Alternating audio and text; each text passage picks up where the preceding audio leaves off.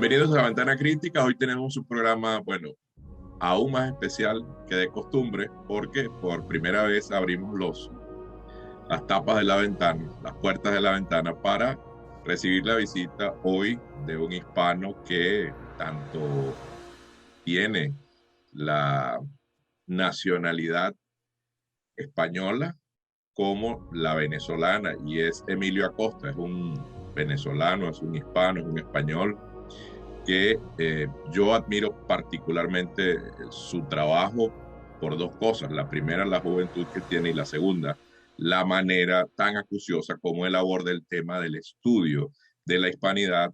Y yo creo que nosotros que estamos en esta batalla cultural de querer reivindicar el legado hispano, necesitamos hacernos eco de obras, de iniciativas, de trabajos como el de Emilio Acosta. Emilio, bienvenido a Ventana Crítica.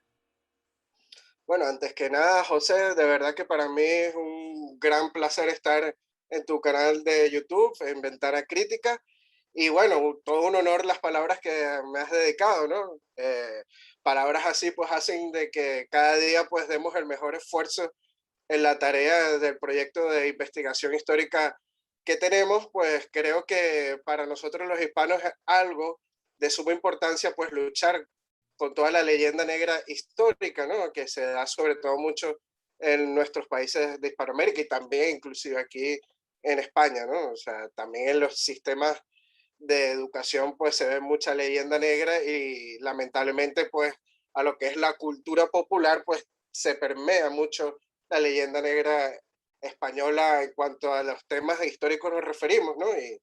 Y bueno, nosotros desde Venezuela Provincial, tanto en nuestra plataforma de YouTube como en Facebook, como en Instagram, pues aportamos nuestro granito de arena para luchar en contra de ese mal, ¿no? Que nos asocia a la leyenda negra y nos infecta en cuanto a nuestro orgullo de ser hispanos, ¿no?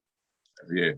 Quienes siguen a Emilio en sus redes sociales y quienes no lo hacen y están paseando por este video, por este trabajo que estamos compartiendo hoy, les voy a dar nada más algunas pinceladas de el nivel en el que se mueve Emilio para llevar adelante esta reivindicación, esta batalla cultural por la hispanidad.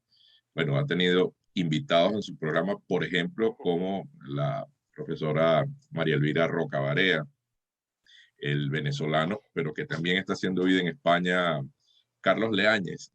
Si mal Correcto. no, ajá, eso. Sí, sí, Ese programa era ese, profesor de la Universidad Simón Bolívar y ahora es profesor en la Universidad de Málaga aquí en España. exactamente, ese programa a mí me pareció, pero de colección, sencillamente de colección, un programa que les invito a ver en el canal de YouTube de Emilio. Y bueno, vamos ahora a entrar en materia. Yo espero que este sea el primero de otros programas que más adelante podamos tener el gusto de compartir con Emilio sus conocimientos, sus estudios y esa iniciativa, como les digo, por reivindicar el legado hispano. Emilio, hoy quisiera entrarle a varios temas. Uno de ellos es el que como venezolanos a nosotros nos toca directamente, aunque quienes ya han estudiado un poco la hispanidad sabrán que ha sido de alto impacto, no solo para los que ahora nos llamamos venezolanos, pero que siempre hemos sido españoles, sino para también los españoles de la península, y es la figura de Simón Bolívar. Esa te dejo dibujo libre como para que puedas tú extenderte un poco en eso, porque yo coincido además en que el papel de Simón Bolívar y de los que llamamos independentistas de nuestras naciones es muy cuestionable. No es necesariamente la historia rosa que nos contaron en las escuelas, en nuestros liceos y también en las universidades, sino que es una historia que hay que no solo reescribirla, sino contarla verdaderamente cómo sucedió, y pienso que tú nos puedes ayudar a aclarar esa historia de lo que es Bolívar y los libertadores, repito, entre comillas, de las naciones hispanas. Bueno, antes que nada, ¿no? Hay que hablar de la historiografía oficial en Venezuela. como bien sabemos, pues Venezuela tiene prácticamente 500 años como territorio, ¿no? O sea, desde que se descubrió en el año 1498 en el tercer viaje de Cristóbal Colón. Y después 300 años de presencia de la monarquía hispánica en el territorio de la actual Venezuela, ¿no? Entonces vemos que la historiografía oficial siempre habla del descubrimiento de Cristóbal Colón en Patria, lo nombra, después da algunas pinceladas a la fundación de la Nueva Cádiz en la isla de Cubagua, en el actual estado de Nueva Esparta, y bueno, de los 300 años de presencia de la monarquía hispana, pues habla del mito del sistema de castas. Es totalmente falso que la monarquía hispánica, pues durante los 300 años que estuvo en el continente americano, pues tuvo un sistema en que jerarquizaba a la población por razas, ¿no? Y que en la cumbre de la pirámide estaban los blancos peninsulares. Eso es totalmente falso. Pueden investigarlo. Yo escribí en Venezuela Provincial un artículo sobre eso. Este sistema fue inventado por dos historiadores en el siglo XX, y entre ellos Rosenblatt, que es argentino, y otro de origen mexicano. Y de ahí, bueno, se pasa olímpicamente, nombra un poquito a la compañía guipuzcoana en el siglo XVIII, después algunas, como decir, manifestaciones de alzamientos como José Leonardo Chirino, Wally España, que fueron insignificantes, no tuvieron ningún apoyo popular dentro de Venezuela, y se suele realzar mucho estos acontecimientos. Y de ahí pasamos a la época de la independencia. La época de la independencia fueron tan solo 20 años, y vemos que la historiografía oficial, pues, en Venezuela prácticamente está hipertrofiada de estos 20 años de la independencia. Casi que lo único que se estudia en la historia oficial venezolana, pues, es la independencia. Entonces ahí estamos viendo el primer error. 300 años de la monarquía hispánica, se menciona pinceladas breves y siempre bajo la leyenda negra, y 20 años de la independencia, pues, está hipertrofiado en la historiografía oficial. Primero, para estudiar la figura de Simón Bolívar, hay que decir que es un ser humano que tenía que cometía errores, que tuvo aciertos también, porque si no, nunca hubiera ganado la guerra. Pero hay que irnos a las raíces, ¿no? A los orígenes de Simón Bolívar. Y Simón Bolívar, pues, el primer Bolívar que llega al continente americano es Simón Bolívar, al territorio venezolano, es Simón Bolívar el Viejo. Simón Bolívar el Viejo es un funcionario de la corona de Castilla, viene de la zona de Guipúzcoa, en el País Vasco actual, y llega haciendo negocios de perlas, tiene un puesto de funcionario en el Cabildo de Caracas, es el que hace que el escudo de armas de Caracas se lo dé el rey Felipe II, se lo otorgue a la ciudad de Caracas, ese bello escudo con un león y la cruz de Santiago, ¿no? Y bueno, ya vemos que esta familia es poderosa, ¿no? Es rica, está dentro de la administración política de la monarquía hispánica. Luego se casan con gente de su propio estatus, de clase alta. Vemos también el padre de Bolívar, Juan Vicente Bolívar, era dueño de grandes haciendas en los valles de Aragua. En Caracas también tenía grandes propiedades, en La Guaira. Él tuvo un puesto dentro de la compañía guipuzcoana, e inclusive realizaba actos de contrabando siendo funcionario público. O sea, era alguien que generaba corrupción, ¿no? También tiene varias denuncias de violaciones a indígenas de su encomienda. Lo pueden revisar en el archivo episcopal de Caracas. Ahí están todas las denuncias archivadas. Y bueno, vemos que tiene estos orígenes más o menos de gente de clase alta. Su padre, pues, tiene un lado muy oscuro, ¿no? Y también lo pierde a temprana edad y queda prácticamente solo bajo la educación de un tío de él, ¿no? O sea, vemos esa parte de su niñez que fue desafectiva, ¿no? Emocionalmente, ¿no? No tiene a sus padres ni a sus madres y es por eso que a lo mejor eh, se puede explicar ciertas conductas de él durante su etapa de mayor, ¿no? Y bueno, prácticamente estos son los principios de Bolívar, ¿no? De Bolívar, ¿no? Los orígenes como tal.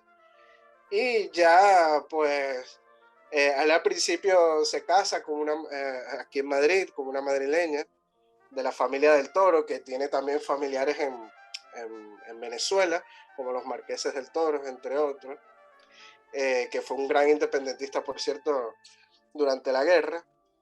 Se casan y bueno, él regresa a Venezuela, él pues se dedica a sus asuntos de hacienda, no tenía ningún plan político que digamos, y luego pues muere su esposa por una de estas fiebres tropicales, ¿no? Pues, una persona que no estaba acostumbrada al clima tropical de Venezuela, ¿no? Siempre toda su vida había vivido aquí en la península.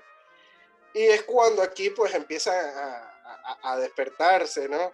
Esas ideas independentistas, políticas, ¿no?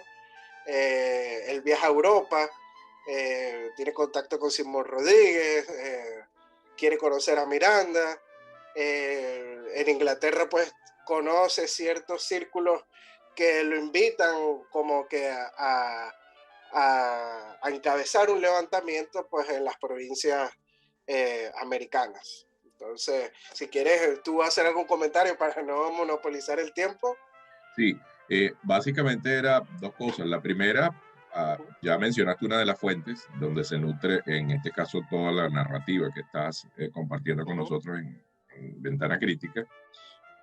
Si hay alguna fuente a la que la gente pueda acceder, sobre todo porque, Emilio, hay mucha gente joven, niños incluso, que hoy en día están sencillamente siendo adoctrinados en la narrativa histórica de la historia, en este caso de Venezuela, que no necesariamente es la verdadera.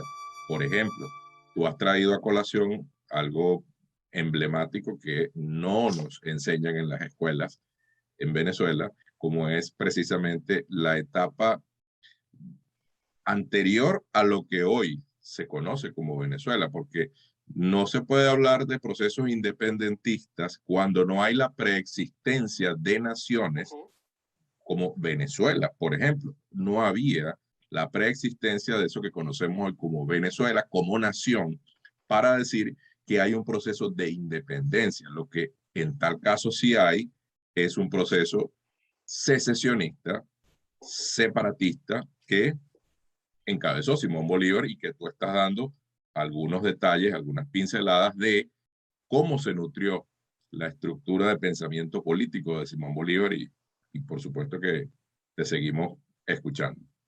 Sí, bueno, la primera pregunta que me haces, pues es difícil acceder a los archivos en Venezuela, inclusive investigadores famosos como Manuel Hernández, pues prácticamente le es imposible ir a los archivos. Entonces, pero hay dos fuentes importantes para la investigación de archivos que hay que decir que los archivos son las fuentes primarias, son documentos de la época y no están viciados, ¿no? Yo siempre le digo a los seguidores que si van a investigar, guíense de los archivos, porque muchos historiadores cuando escriben pues dan opiniones personales que no tienen absolutamente nada que ver con los hechos de la época. Entonces esas fuentes que podemos conseguir a través de internet son el Archivo Libertador, que que podemos acceder de las transcripciones de los documentos a través de internet. Ahí podemos ver muchos de los archivos de las cartas escritas por Simón Bolívar y por otros generales republicanos. Ahí podemos ver eh, órdenes de expropiación, órdenes de asesinato, hay que llamarlo así también, órdenes de saqueo, etcétera, por las tropas republicanas. Y bueno, del lado español, el archivo de Indias lo podemos conseguir en el archivo de Pares, que son el portal de archivos españoles, y ahí podemos ver algunas documentaciones como de Pablo Morillo y de algunos otros líderes de, del lado del bando monárquico, ¿no? Y bueno, hay que decir que también hay obras de historiadores que se documentan y bajo esta documentación pues hacen un buen trabajo, como puede ser el historiador colombiano Pablo Victoria Wilches. Es un excelente escritor y tiene varias obras sobre Simón Bolívar, la última Terror Bolivariano, que yo lo tengo en físico, es muy recomendado. Él se basa en documentación y no solo está dando opiniones, pues él en base a esta documentación pues analiza todos los hechos que ocurrieron durante la independencia e inclusive también habla de antes de la independencia, ¿no? De cómo se vivía en el imperio español o en la monarquía hispánica, mejor dicho. Y otro es Manuel Hernández González, que es un historiador canario. Él vivió muchos años en Venezuela y ha tenido acceso a los archivos venezolanos, tanto de la Arquidiócesis de Caracas como el de la Academia Nacional de Historia, inclusive hasta los archivos de Miranda. Ha tenido pues muchísimo contacto con estas fuentes primarias en Venezuela y tiene un libro muy recomendable sobre la guerra-muerte de Simón Bolívar, donde en base a documentación pues él narra todos los hechos, sobre todo de la Primera República, ¿no?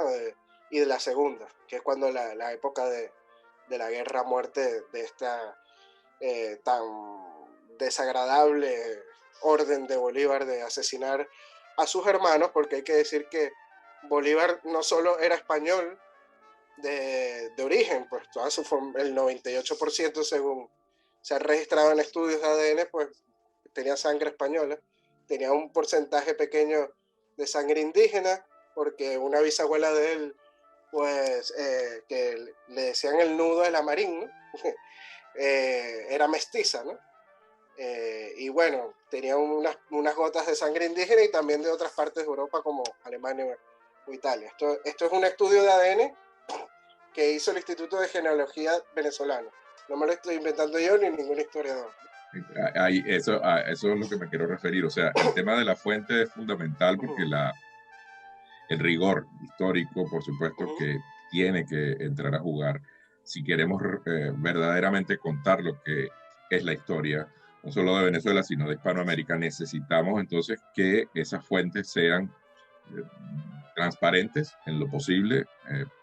Para quienes estamos aprendiendo, por ejemplo, es importantísimo eso porque de allí la credibilidad que más adelante podamos nosotros exhibir frente a las próximas generaciones. Otra parte de esta historia del joven Bolívar es, en tu criterio, Emilio, o según tus estudios, ¿dónde está el quiebre del pensamiento de Bolívar, el quiebre del pensamiento político que lo lleva a él a hacer el planteamiento de la secesión? En tu criterio, ¿dónde está, cuándo es ese momento y de qué manera se da? Bueno, en su viaje a Europa, como acabo de decir anteriormente, después de la muerte de su esposa, pues él tiene contacto con agentes ingleses, que ellos ya habían elaborado un plan anteriormente que era el plan Mainland, que era un plan para prácticamente el imperio británico, pues, eh, apoderarse de Sudamérica y de los territorios españoles en este continente, ¿no? Fue hecho o elaborado por el general escocés Thomas Mainland y el plan fue concebido a principios del año 1800. Anteriormente habían otros planes que se hicieron en el Imperio Británico para conquistar eh, los territorios americanos. Vemos los intentos de la toma de Cartagena de Indias en 1741, que fue defendida por Blas de Lezo heroicamente, ¿no? Este plan de invasión fue el segundo más grande de la historia después del desembarco de Normandía. Había aproximadamente 40.000 soldados ingleses asediando Cartagena y fueron derrotados, por hay que decirlo así, por la población de Cartagena e inclusive muchos indígenas y negros ayudaron a defender su territorio porque eran súbditos de la corona de Castilla. Y bueno, ellos ya venían elaborando esos planes habían hecho la invasión del Río de la Plata en el año de 1806 y 7, varios intentos de conquista del virreinato del Río de la Plata.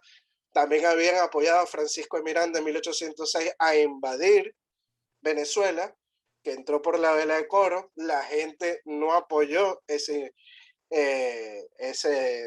invasión, hay que llamarlo invasión porque es así.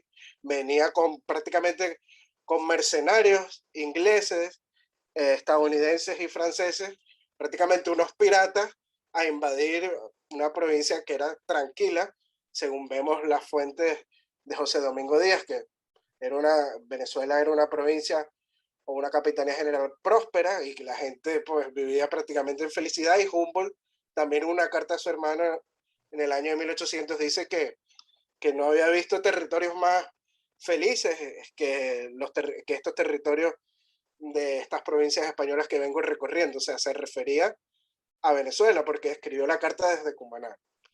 Entonces, ya vemos estos planes ingleses, ¿no? Desde antes de Bolívar salir a la luz. Y Bolívar pues tiene estos contactos en estos viajes en Europa, cuando estuvo en Londres sobre todo.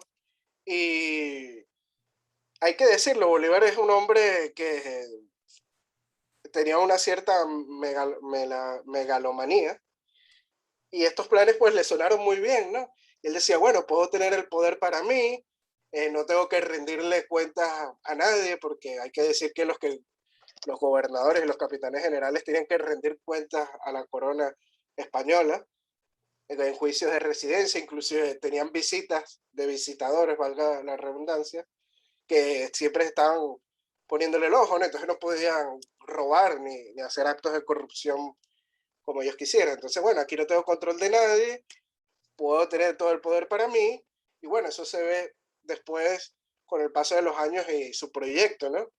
Que prácticamente se declara dictador de la Gran Colombia y del Perú, ¿no?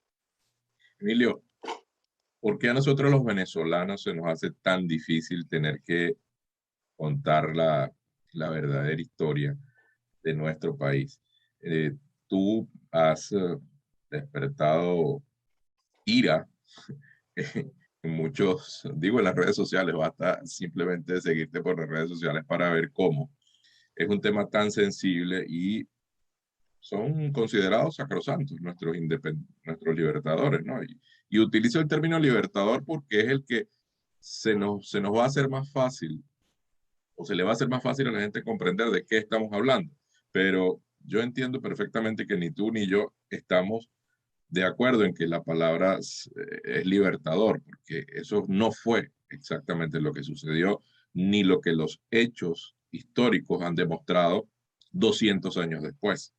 Entonces, solo lo hacemos para el fácil manejo comunicacional con la gente que pueda estar pasando a ver nuestro programa y por primera vez esté topando con la verdadera historia de Venezuela y de Hispanoamérica. Entonces, eso es un tema tabú que lleva a muchos comunicadores, en el entendido, mucha gente que tenga la iniciativa de estar haciendo difusión de la verdadera historia hispanoamericana, que contempla, por supuesto, el episodio de las independencias de nuestras naciones. Porque la persona que se atreve a tocar este tema es sencillamente destinada al ostracismo comunicacional.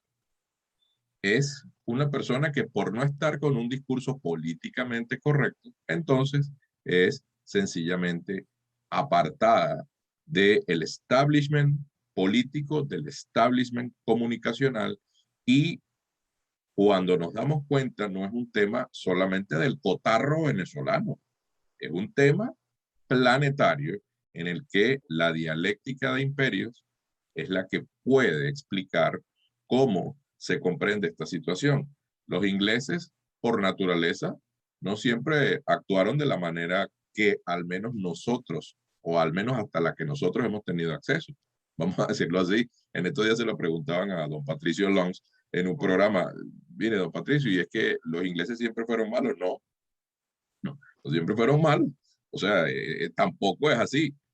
El hecho cierto es que sí, ha habido una parte de la historia en la que el imperio inglés determinó que la política iba a ser la de la conquista de estas tierras, que ahora conocemos como América, pero que ante la imposibilidad, enfrentando a su archirrival, el imperio español, apelaron entonces al proceso de balcanización de Hispanoamérica, que se refleja en pinceladas cuando nos vamos de arriba abajo, de norte a sur, y encontramos territorios como la Guyana Esequiba, por ejemplo, Isla Malvinas en Argentina, y así usted puede ir entonces cosiendo a mano todo lo que En le Belice fue también. quedando, esos pedacitos de tierra que le fueron quedando al imperio inglés y que fue y que explica parte de lo que estamos conversando de la historia de Hispanoamérica. Sí, bueno, antes que nada, eh, yo sé, viví 25 años en Venezuela, que la figura de Simón Bolívar es muy admirada por la mayoría de la población, y cuando suelo escribir artículos o dar alguna charla, un podcast, pues trato de hacerlo siempre con la mayor rigurosidad de fuentes de documentación de la época posible, porque sé que es un tema muy sensible. Entonces, siempre que voy a escribir o decir algo de Simón Bolívar, pues estoy basado en informaciones documentales, ¿no? Porque sé que es un tema que levanta mucho escosor, por llamarlo de alguna manera, dentro de Venezuela, ¿no?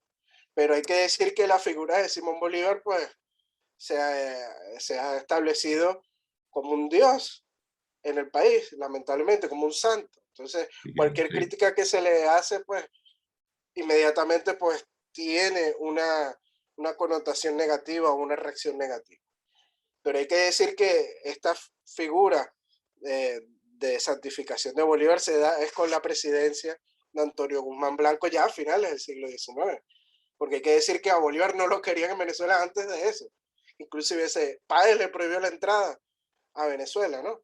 Porque prácticamente como dictador de Colombia, pues estaba asumiendo unas políticas que no convenían a Venezuela. Había que mandar parte del caudal de las haciendas, de los impuestos a Colombia, y Venezuela pues no lo veía como algo positivo, ¿no? Según la visión de Páez, ¿no? De José Antonio Páez. Entonces, en Venezuela no se le quería mucho en aquel entonces a Bolívar hasta que, bueno, pasaron los años, al final del siglo XIX, pues llega Guzmán Blanco y como todo caudillo, pues busca como que una figura mesiánica, y qué mejor figura que Simón Bolívar, ¿no? Que es el más famoso de todos estos próceres de la independencia, y nació justamente en Caracas. Entonces, a partir de ahí, pues a la moneda se le nombra Bolívar, porque antes era el real. También un segmento de la historia que se llamó el venezolano a la moneda, y se le nombra Bolívar.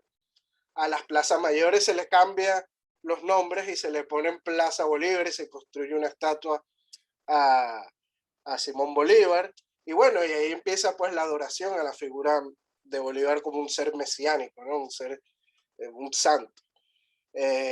Inclusive en la educación venezolana vemos una materia que se llama Cátedra Bolivariana, que la estudié yo en mi etapa en bachillerato, y bueno, ahí se estudia a Bolívar como, bueno, casi que Jesucristo, ¿no? Prácticamente. Entonces, infalible, infalible. sí, no, es una figura casi que celestial. Entonces, como dije al principio, Bolívar no es un ser celestial, es un ser humano con errores y aciertos, porque como dije, si no, no hubiera ganado la guerra. Fue una persona muy inteligente y hábil para lograr su objetivo, que fue separar a los territorios del norte de Sudamérica, pues del imperio hispánico. Muchos dicen, no, pero Bolívar quería unir a todos los países, pero es que ya estaban unidos. Desde California hasta la Patagonia del sur era el mismo territorio. Y Bien. podemos incluir a la península, a Canarias y a Filipinas y a la Guinea. Eran todos un mismo territorio. bajo la monarquía hispánica. Lo que hizo fue balcanizar, como bien dijiste antes, y secesionar territorios, inclusive al Perú lo desmiembra, le quita el Alto Perú, que es el actual Bolivia, y le pone su nombre. Fíjate que Porque Bolivia proviene de Bolívar.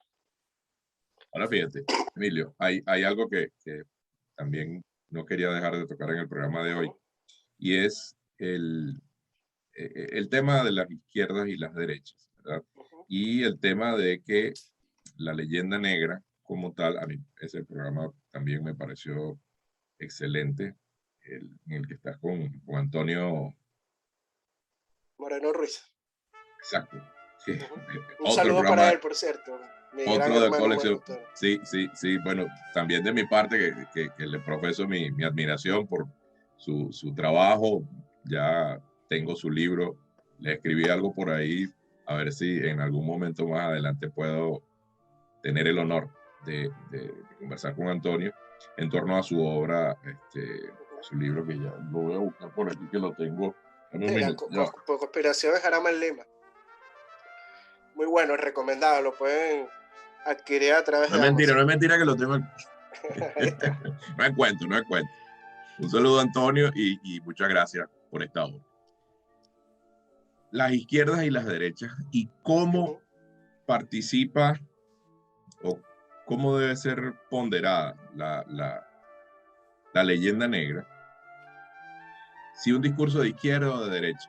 Yo quisiera que yo vi el programa de ustedes, tuyo con Antonio, pero quisiera que compartieras con los seguidores de Ventana Crítica una síntesis de cómo la leyenda negra, es decir, en contra del legado hispano, no necesariamente es creación de la izquierda, porque incluso don Marcelo Guyot afirma que se podría considerar que el inicio de la leyenda negra tiene un origen en el pensamiento de derecha, de lo que conocemos como derecha.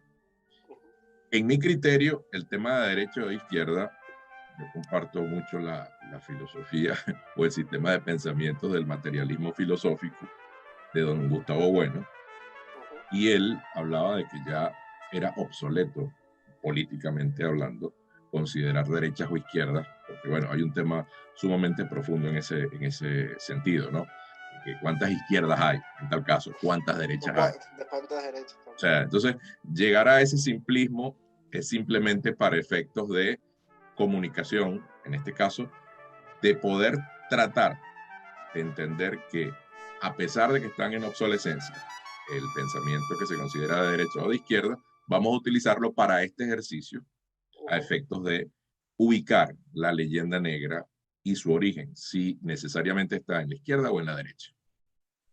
Sí, muchas personas piensan que la leyenda negra hispanófoba, porque no es solo española, porque nos compete a todos los hispanos de ambos lados del charco, pues es algo exclusivo de la izquierda y eso es totalmente falso, ¿no? Vemos que sí, que movimientos de izquierda como lo pudo haber sido el socialismo del siglo XXI, u otras personas como en el pasado, como pudieron haber sido, muchos consideran a Fidel Castro hispanista, pero bueno, a veces también soltaban sus dosis de leyenda negra, ¿no? Entonces también vemos en la Revolución de Cuba muchas dosis de leyenda negra.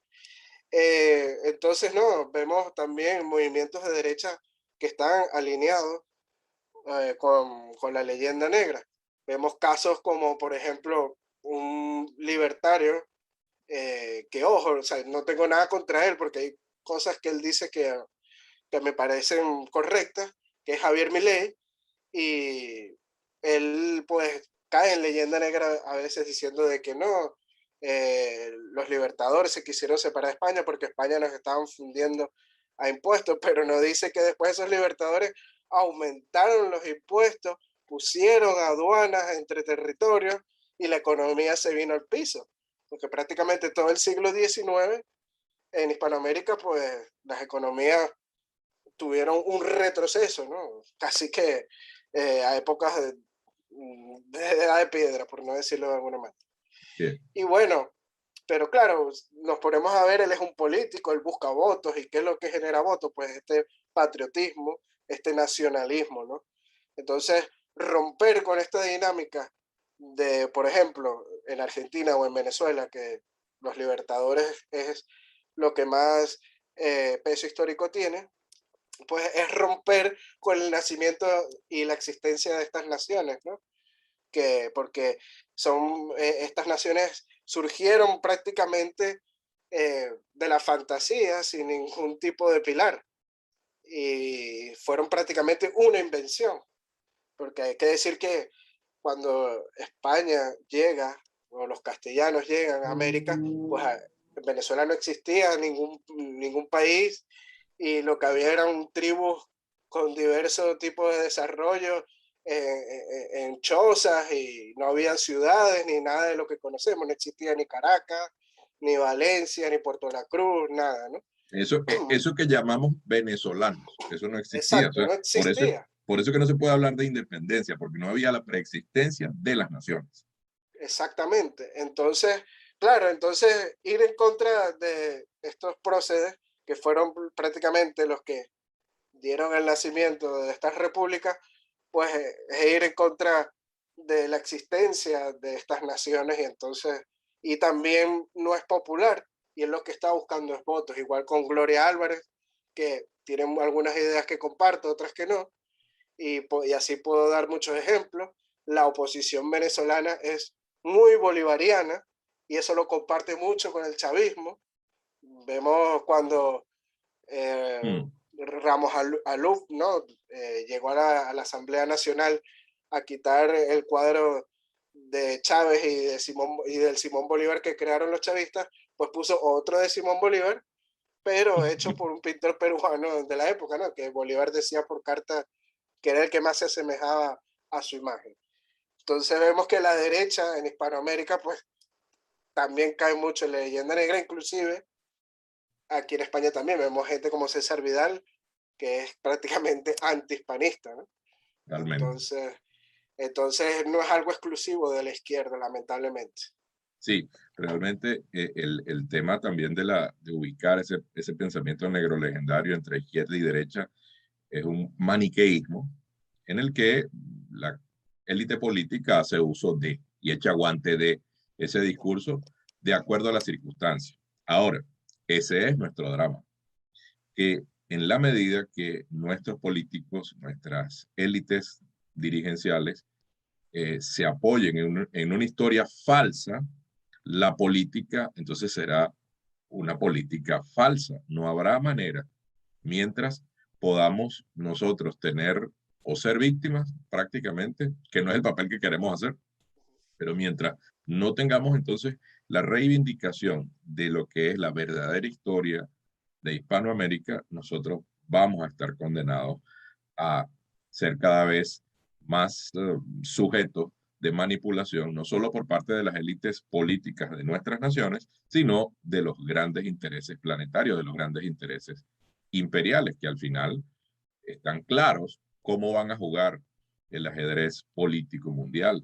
Por ejemplo, el mundo anglosajón está claro que tiene que unirse en torno a una Uh -huh. lengua, que en este caso es el inglés, para seguir manejando la parte del territorio y del imperio que le toca manejar en la actualidad.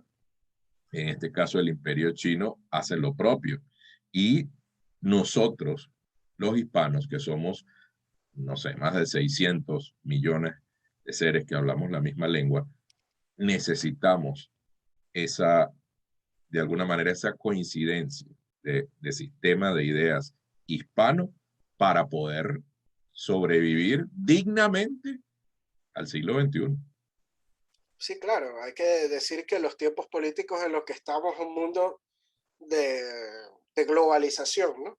Y más bien es en bloques que se está juntando el poder. Vemos por un lado el bloque anglosajón, cabezado por Estados Unidos, Inglaterra, Australia, Canadá. Uh -huh. Vemos por el otro lado el bloque chino, como bien dijiste, también el bloque ruso.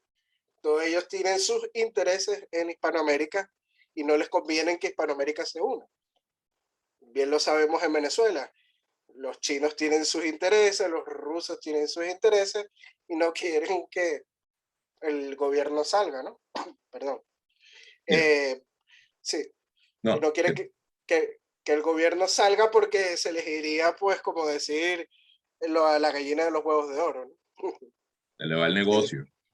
Y el se le va discurso, el y el negocio. discurso negro legendario en la persona de el actual presidente de México, ¿qué comentario te merece No, bueno, para muestra un botón, como dicen, ¿no?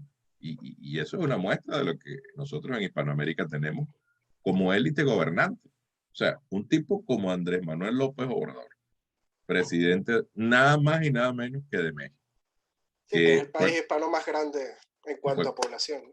y que fue conocida como la Nueva España. Eh, los mejores, incluso los mejores institutos de dispensadores de salud, los hospitales de mayor nivel que existían, estaban en México antes que en España.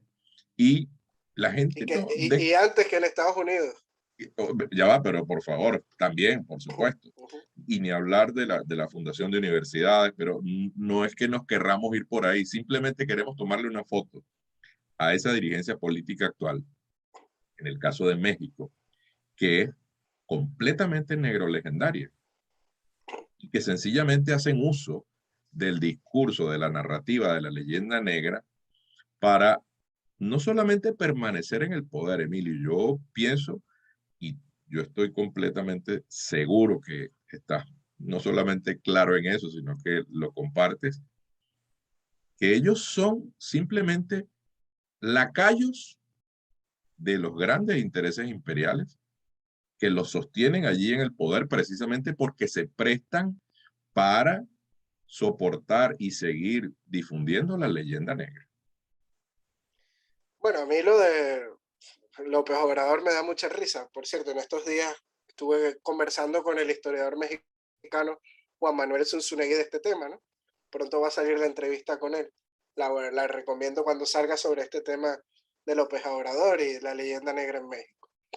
Y a mí me da risa porque López Obrador es nieto de Cántabro. Y entonces le pide al rey de España que Que pida España perdón. pida perdón por la conquista de México. Pero es que hay que decir que los conquistadores que fueron a lo que hoy en día es México, pues son los ascendientes de todos esos mexicanos de hoy en día, ¿no? Ellos son descendientes de esos conquistadores y hay que decir que ellos fueron prácticamente libertadores, ahora sí se puede utilizar la palabra, Sí, de los indígenas que eran sometidos por el imperio mexica, que en las guerras floridas capturaban a gente de las demás tribus y hacían rituales de sacrificio, inclusive practicaban canibalismo, ¿no? Entonces vivían en un régimen de terror.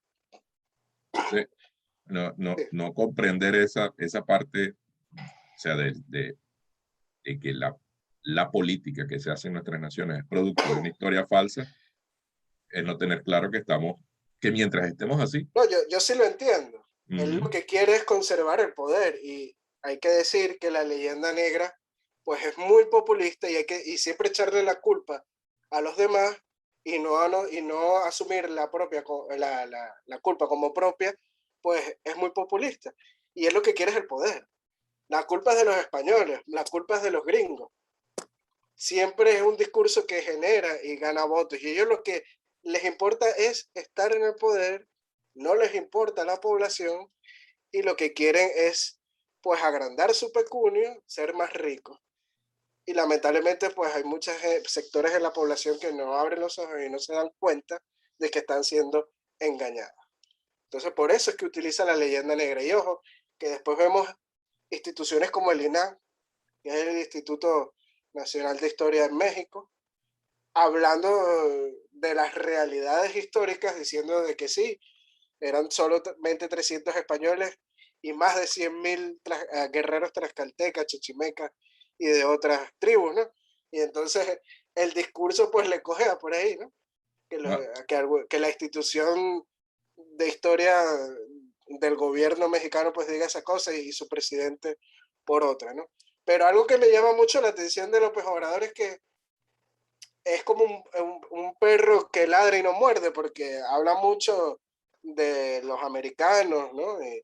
Y de los gringos, de que se aprovechan de México, pero ahí vemos a las empresas estadounidenses haciendo vidas en México sin ningún problema. Un poco hipócritas a veces. ¿Por qué no le pide al gobierno de los Estados Unidos que pida perdón en la persona de su presidente, sea quien sea? En este caso es Biden. ¿Por qué no le pide al gobierno estadounidense que le pida perdón a los mexicanos por haberle arrebatado, bueno, más de la mitad del territorio mexicano? Claro. Por ejemplo, si fuese O valiente que de se lo verdad. devuelva. O que se lo devuelva, porque eso es México. Eso es un Exactamente. territorio robado. Así de simple, así de simple. Mire, Emilio, quisiera en esta parte del programa tus comentarios al respecto no sé si has tenido la oportunidad de ver el documental España, la primera civilización, la primera globalización, quisiera decir. Tú que estás allá, nosotros que estamos de este lado del charco, no hemos tenido la oportunidad de ver el documental. Si lo has visto y la connotación que tiene esta publicación de este documental España, la primera globalización, quisiera tus comentarios. Sí, bueno, lamentablemente no he tenido la oportunidad de ver el documental porque he estado muy liado o ocupado con trabajo, ¿no? Y los fines de semana, que es cuando estoy un poco desocupado, pues hago los podcasts y escribo artículos. Pero he leído comentarios de colegas como Antonio Moreno Ruiz y también de otros historiadores como Javier Doncé, Santiago Mesillas, y bueno, dicen que es un éxito. Las salas se llenan. Lamentablemente, en estos días sacaron los nominados a Mejor Documental de los Premios Goya. Perdón, ando con un poco de gripe o como dice aquí en España, constipado, ¿no?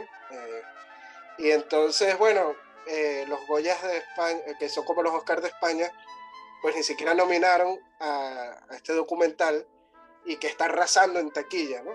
Prácticamente. Como que la gente que está en el poder allá arriba no les interesa que se sepa la verdad histórica. Y bueno, los colegas historiadores como los que nombré, ¿no?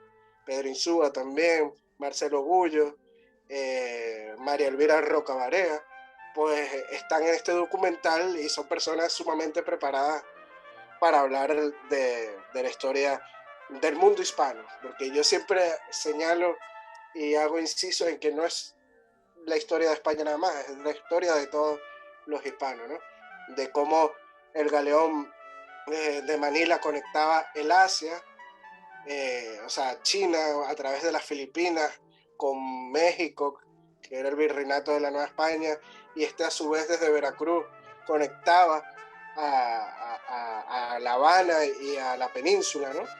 Y crearon esa primera globalización mundial, ¿no?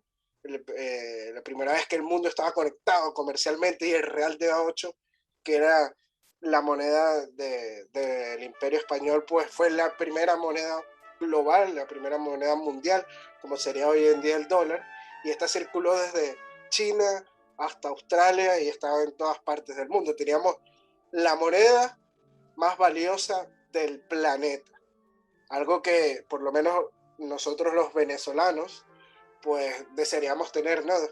Ya que el bolívar es una moneda súper devaluada y que, bueno, a veces es más valioso el papel en el que está impreso que el mismo valor de la moneda intrínseca. Sí. Bueno, Emilio, yo quiero darte las gracias por tu tiempo que tuviste a bien otorgarnos la entrevista para Ventana Crítica. Antes de finalizar con tus palabras, quisiera yo hacer un epílogo muy breve del tema de la hispanidad.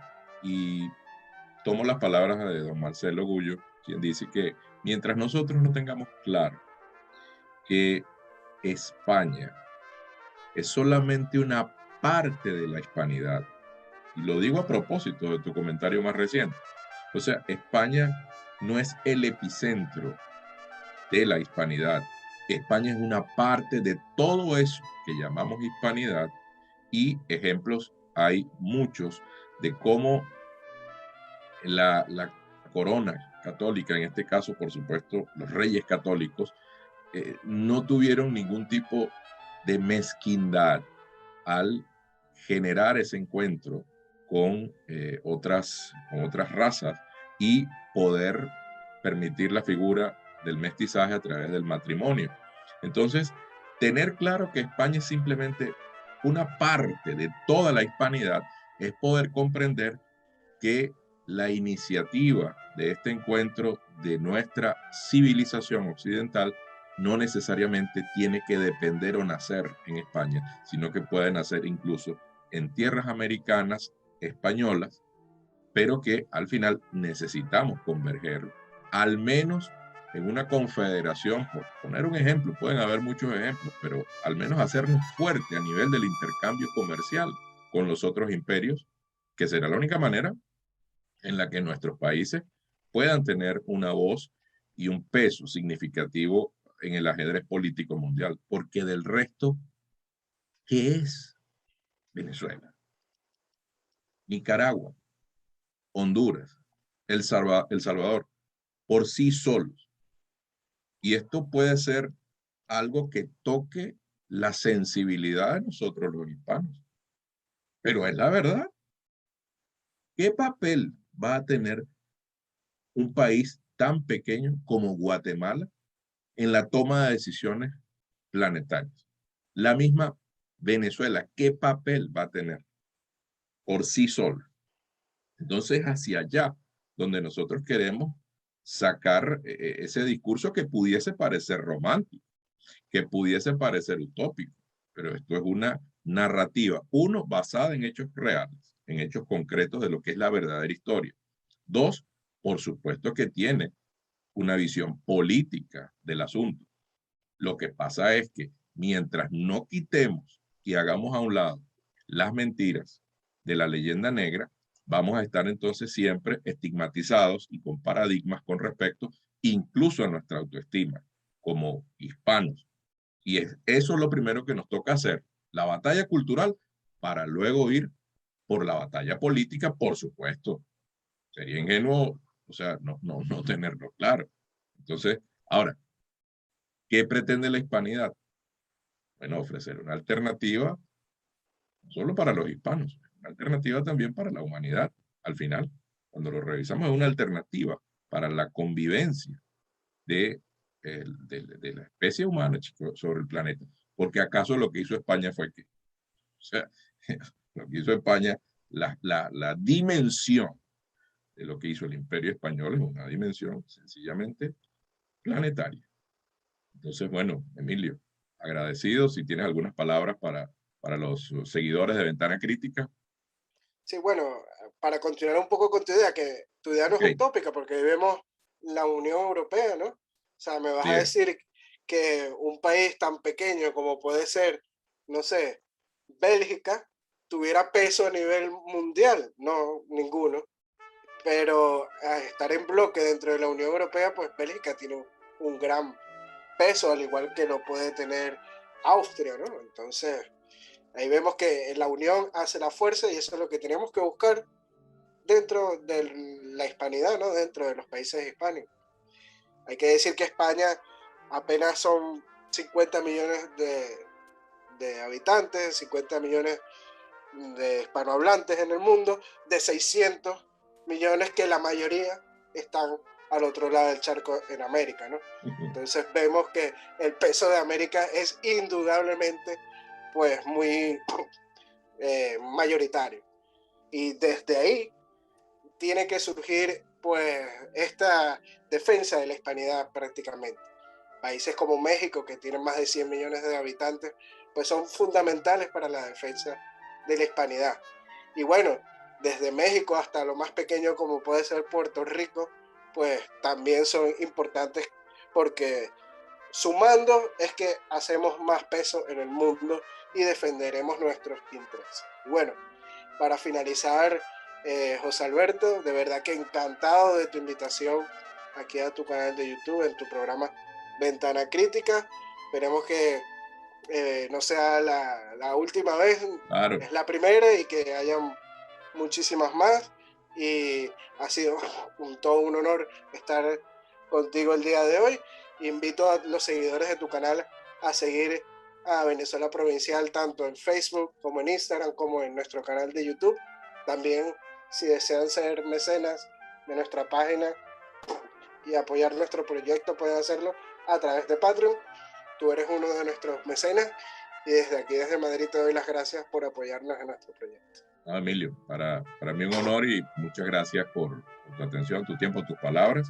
Y bueno, la idea es eso, que sigamos intercambiando y que podamos entonces lograr reivindicar ese legado hispánico del que tenemos que sentirnos orgullosos todos los hispanos. Muchas gracias, Emilio. Gracias, hasta la próxima. Un abrazo hasta el otro lado del chat. Con gusto, gracias.